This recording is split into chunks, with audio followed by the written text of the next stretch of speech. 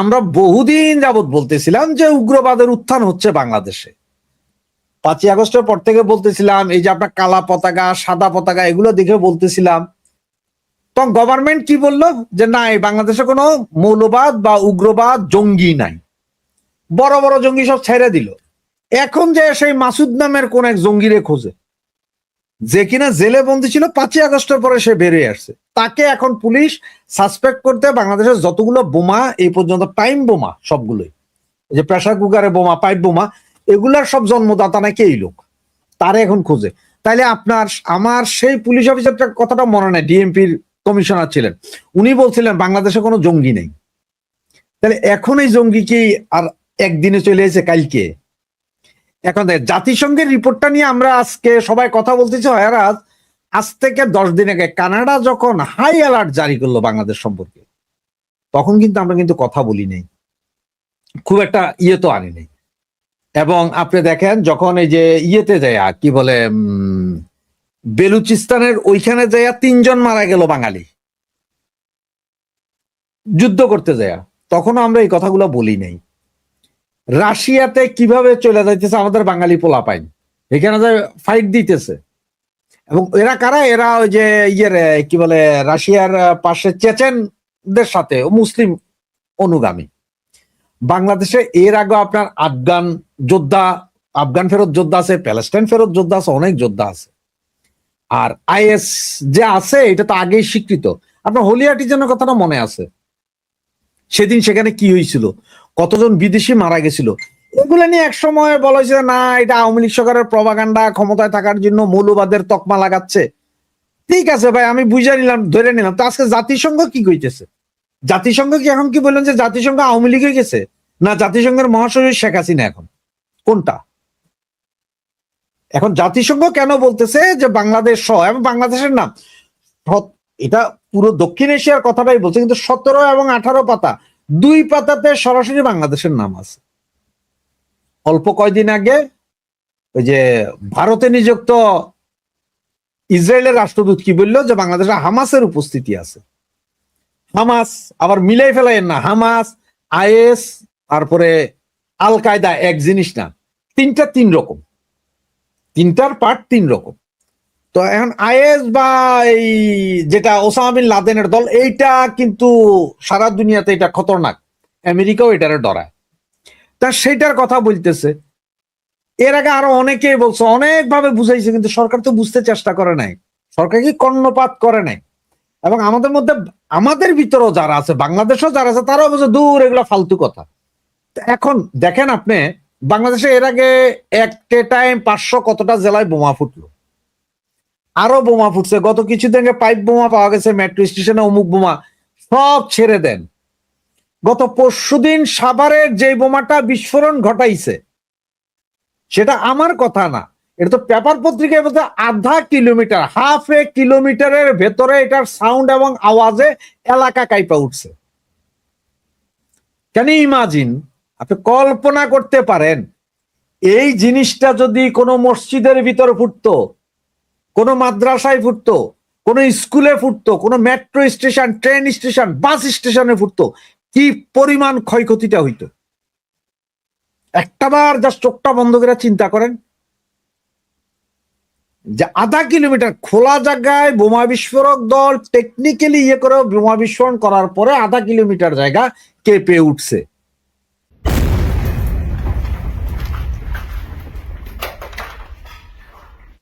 তাহলে এইসব জায়গায় হইলে কি অবস্থাটা হতো, কত হাজার লোক মারা যায়। বারবার পাওয়া যাচ্ছে pressure cooker bomb. Pressure cooker বোমটা সর্বপ্রথম আবিষ্কারক সেটা হচ্ছে আল কায়দা। তাদের একটা পত্রিকা আছে, এটাতে 3 বছর আগে তারা কিভাবে বানাইতে পুরো ডিটেলস দিয়ে দিছিল। এরপরে আপনার ম্যারাথনে, ওয়ার্ল্ড ম্যারাথনের ইয়েতে যায় এই বোমা ফাটানো হয়েছে, 3টা-4টা জায়গায় ফাটানো হয়েছে। এরপর আসছে এখন বাংলাদেশে। তাহলে আপনি কিভাবে বলেন যে আল কায়দা নাই? কারণ এই বোমার কিভাবে বানাইতে হবে, কতটুকু দিতে হবে, পুরা ডিটেলস তো লেখছে আল কায়দার পত্রিকা। তারা আল কায়দার অনুসারে বাংলাদেশে আছে, মিথ্যা বলে নাই জাতিসংঘ। আর এখন এই জাতিসংঘ এটা বলার পরে সামনে দেখেন আমাদের জন্য আরো কত বিপদ আসবে। বিভিন্ন দেশে বলবে না ওরা, ইউরোপ আমেরিকা রাশেদ হায়দার ভাই আপনাকে একটা বিষয় একটু স্মরণ করাই, সেটা হচ্ছে 5 আগস্টের পরে আপনি বেশ যে কথাটা বললেন, সেখানে আরেকটা কথা, সেটা হচ্ছে জেল ভেঙ্গে, নরসিংদীর জেল ভেঙ্গে প্লাস আরো কয়েকটা জেল ভেঙ্গে অনেক সাজাপ্রাপ্ত আসামি বেরিয়ে গেছে, এবং অনেক সাজাপ্রাপ্ত আসামি পরবর্তীতে এসে আত্মসমর্পণ করে তার সাজা খাটছে, কেউ কেউ এখনো আত্মসমর্পণ করেনি। এদের মধ্যেও অনেক নাকি সাজাপ্রাপ্ত জঙ্গি ছিল, এমন এমন কথা তখন পত্রপত্রিকা কিন্তু লেখা হয়েছিল। সরকার কর্ণপাত করেনি। সরকারের এর জন্য সরকারের প্রশ্রয়কে দায়ী করেন, নাকি এটা এর আগ থেকে অন্য কোনো কারণেই এটা এখন যেটা হচ্ছে আর কি, আল কায়দার কথা যেটা জাতিসংঘ উদ্বেগ জানাচ্ছে, এই বিষয়গুলোর কি সরকারের নতজানু-নীতির কারণে, নাকি আইন শৃঙ্খলা নিয়ন্ত্রণে সরকারের দুর্বলতার কারণে কেন এটা হচ্ছে এখন? এই যে বললেন সাভারে বিস্ফোরণের ঘটনা, পুরো সাভার কেঁপে উঠেছে ওটা যখন বিস্ফোরণ ঘটায় বোমা নিষ্ক্রিয়কারী দল। রাশেদ হায়দার কারা দায়ী, কেন দায়ী, মানে কি জন্য এটা হচ্ছে, বাড়ছে? আপনি স্বীকার করেন চাই না করেন, আওয়ামী লীগের আমলের 15 বছর মৌলবাদীদেরকে একটা দৌড়ের উপর রেখে দমায় রাখছিল। 376 জন ক্রিমিনাল, এই মৌলবাদী ক্রিমিনাল আটক ছিল, তার মধ্যে 187 জন সম্ভবত দুর্ধর্ষ। এরা সব দুর্ধর্ষ, অনেকগুলো তো আবার র্যাবের সাথে ক্রসফায়ারে মারাও গেছে। আবার দেখেন র্যাবেরও একজনরা মেরে ফেলছিল এই মৌলবাদীরা। তো এগুলো সব মিলে আওয়ামী লীগের সময় তো একটা ছিল। কিন্তু এই যে আপনার 5ই আগস্টে 2024-এর 5ই আগস্টে আমরা যেটা বলি যে মৌলবাদীদের উত্থানের কারণে এবং ম্যাটিকুলাস ডিজাইন, অর্থবিত্ত দিয়ে এদেরকে এই সংঘর্ষে করে সরকার ফেলানো হয়েছিল। ফেলাইয়া ওদের যেটা মাথায় ছিল যে হয়তো মৌলবাদীদের ক্ষমতায় আনবে, আইনা মৌলবাদীরা একটা কিছু করবে, আফগান তালেবান বানায় ফেলাইব দেশ। কিন্তু সেইখানে ধরেন কোনো কারণে পারে নাই। বিএনপি ক্ষমতায় আসছে, আওয়ামী লীগের লোকজন অনেকেই ভোট দিছে, আওয়ামী লীগের লোকজন চিন্তা করছে জামাত মৌলবাদীর চেয়ে বিএনপি ভালো দিছে। আর গত 24 মাসে 23 মাস চলে, এই 23 মাসের যেই সরকার ছিল, প্রথমে ইউনূস সরকার, পরবর্তীতে বিএনপি সরকার।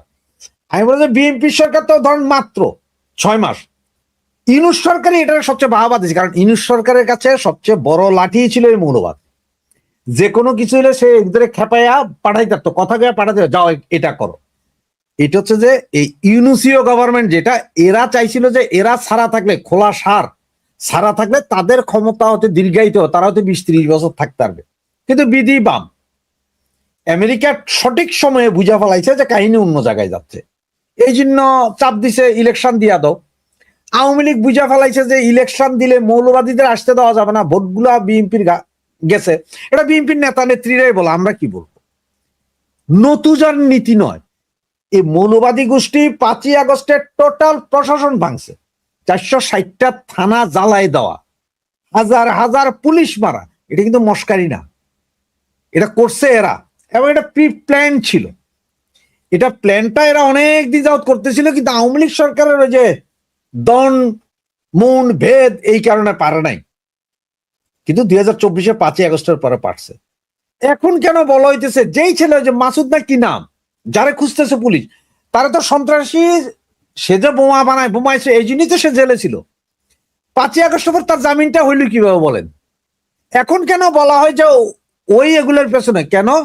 এতদিন না বললেন যে আওয়ামী লীগ সব নাটক করছে, এখন গাজীপুরে ধরা হয়, সাভারে ধরা হয়, মিরপুরে ধরা খায় কেমনে?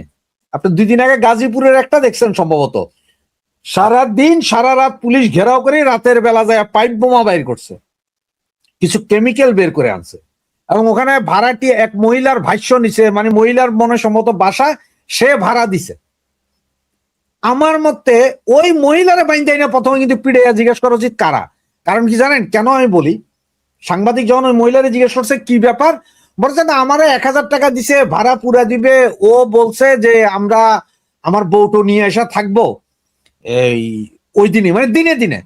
উনি সকালবেলা দুপুরবেলা আসছে, টাকা দিছে, বিকালবেলা উনি তালা মাইরা চলে গেছে, আমারও বলছে যে আমি তালা মাইরা যাই। এতগুলা মাল মেটেরিয়াল শুকছে ম্যাডাম, আপনি দেখেন নাই? এখন ওই মহিলা কইছে ওর দরজা খুললে কয় ওখানে মানুষ বাস করতে পারবে না, কেমিক্যালের এত গন্ধ। আপনি তো পাশের রুম, আপনি এতক্ষণ দেখলেন, আপনার বাড়িওয়ালা আপনারা 100% ভাড়া দেয় না, হে কি আনে না আনে এটা দেখবেন না আপনি, নাকি এটার নাটক সাজাইতেছেন? তো মহিলারও ধরা উচিত। আর এখানে সবচেয়ে বড় যে ভুলটা, আমাদের গোয়েন্দা, পুলিশ তো নাই, পুলিশ তো ধ্বংস করে দিছেন, গোয়েন্দা এবং সেনাবাহিনীর কিছু উচ্ছৃঙ্খল কর্মকর্তা জড়িত আছে এই মৌলবাদী উত্থানে। এটা আপনি লিখে রাখতে পারেন, আজকে না হোক 6 মাস পর হইলেও বলবে। এই জাতিসংঘই দেখবেন মিশন থেকে বাদ দিবে বাংলাদেশ সেনাবাহিনীকে, বের হবে কয়দিন পরে। সেনাবাহিনীর এক অফিসার যে চাকরি ছেড়ে দিয়া মৌলবাদীতে যোগ দিছিল না, কি জানি জাবেদ না জাহিদ কি নাম, তারে পুরস্কৃত করছেন গত কয়দিন আগে। তারে আবার বড় বড় র্যাঙ্ক দিয়া তারে বেনিফিট দিচ্ছেন, হয়তো যে বেটা জেলে ছিল। এগুলো আপনার দেখতে থাকেন, দেখেন কি কি অবস্থা হয়।